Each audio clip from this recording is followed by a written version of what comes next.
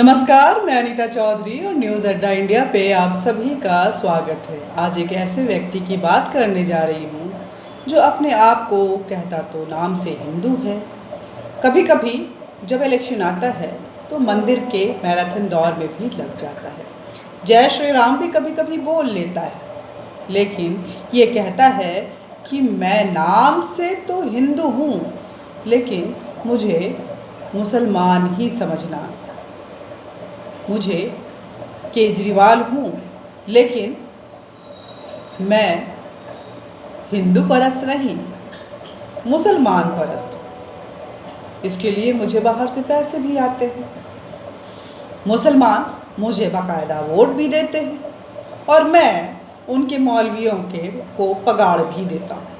मैं उनकी मस्जिदों का संरक्षक हूँ। मैं रोहिंग्याओं को बसाता हूँ, अपने वोट का बैंक जो है उसको समृद्ध करता हूँ।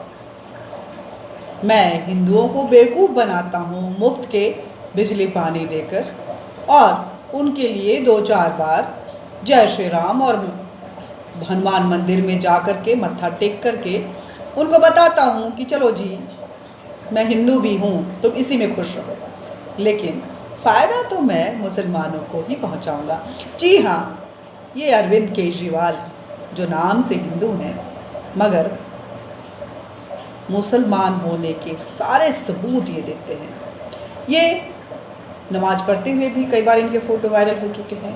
ये टोपी भी पहन लेते हैं, ये मस्जिदों का निर्माण भी करवाते हैं, ये मौलवियों को पगार भी देते हैं, ये दिल्ली में दंगे भी करवाते हैं।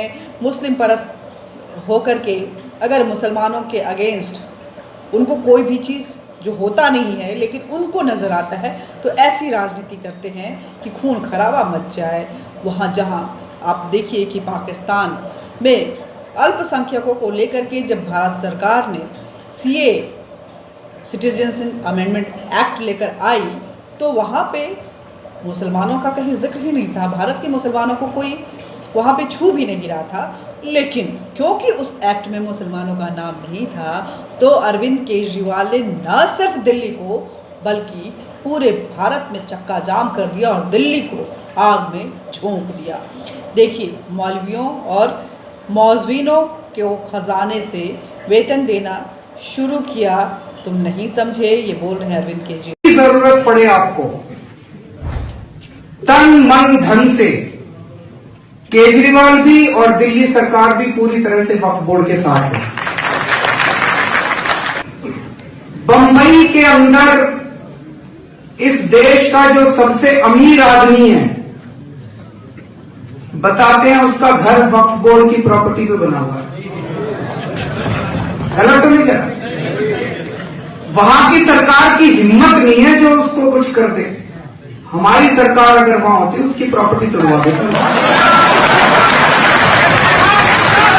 जो भी वक्फ बोर्ड को जब भी किसी चीज की जरूरत होगी, दिल्ली सरकार वक्फ बोर्ड के साथ है। मैंने सरकार बनते ही मौलवियों को वेतन देना शुरू किया, लेकिन तुम तब भी नहीं समझे। मेरे शासनकाल में सड़कों और ओवरब्रिज पर मज़ारें बन रही है और तुम समझ नहीं रहे हो।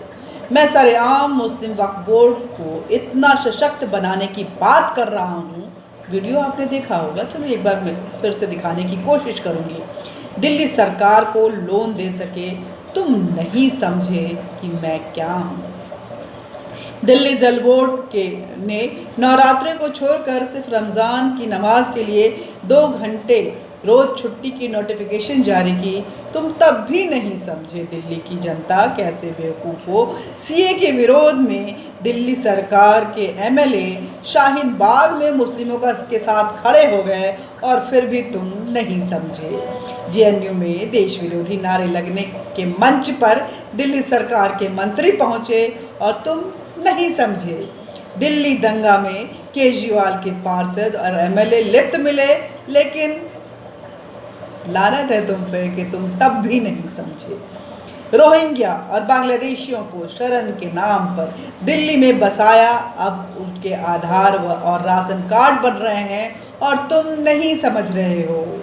अवैध कब्जाधारी बांग्लादेशियों के समर्थन में मेरा विधायक खड़ा हो जाता है और तुम्हें समझ में नहीं आता है। अब प्राइवेट स्कूलों में पढ़ने वाले केवल गैर हिंदुओं की 2 साल तक की फीस वापस दिलाई गई है और उनकी फीस माफ़ भी कर दी गई है और तुम नहीं समझे, अभी भी गूंगे बने हुए हो। इन्होंने ही कुमार विश्वास से कहा था, या तो पंजाब का सीएम बनूंगा या आज़ाद पंजाब का पीएम, लेकिन तुम तब भी नहीं समझे। कब समझोगे कि ये मुसलमान हो चुके हैं, ये औरंगजेब वाली भाषा बोलते हैं, औरंगजेब वाली नीति अपनाते हैं। अगर तुम इनको अभी भी नहीं समझे तो भारत के मुस्लिम राष्ट्र बनने में आपका अहम योगदान होगा, क्योंकि मुस्लिम मौलाना और कट्टरपंथ नेता एक बार फिर से मुस्लिम लीग की स्थापना को बेताब है। ऑफिशियली स्थापित नहीं किए हैं, लेकिन ये समझो कि अनऑफिशियली एक ऐसी पैरेलल लाइन चल रही है जो भारत में इस्लामियत कायम करने के लिए अपनी पुरजोर कोशिश कर रही है। और ये शूडो मुस्लिम्स जो हैं, जो एंटी इंडिया काम करते हैं, ये आज़ाद पंजाब के पीएम बनना चाहते हैं, खालिस्तान की हवा को परवान पे ले जाना चाहते हैं। पाकिस्तान की सरपरस्ती के साथ ये मुसलमानों को यहाँ भड़काते हैं और दंगे करवाते हैं, यहाँ रोहिंग्याओं और बांग्लादेशियों की लड़ाई लड़ते हैं और तुम नहीं समझ रहे हो कि क्या हो रहा है। अगर अब भी नहीं समझे तो फिर कब समझोगे? दिल्ली की जनता, पंजाब का हाल देख रहे हो कि क्या हो गया है। उड़ता पंजाब सिनेमा पंजाब को नशा मुक्त बनाने के लिए लाया गया था और तब पंजाब का चुनाव था और अब पंजाब नशे में इस तरह से उड़ रहा है कि वहाँ सड़कों पे लोग लुढ़क रहे हैं। सीएम खुद नशेबाज हैं।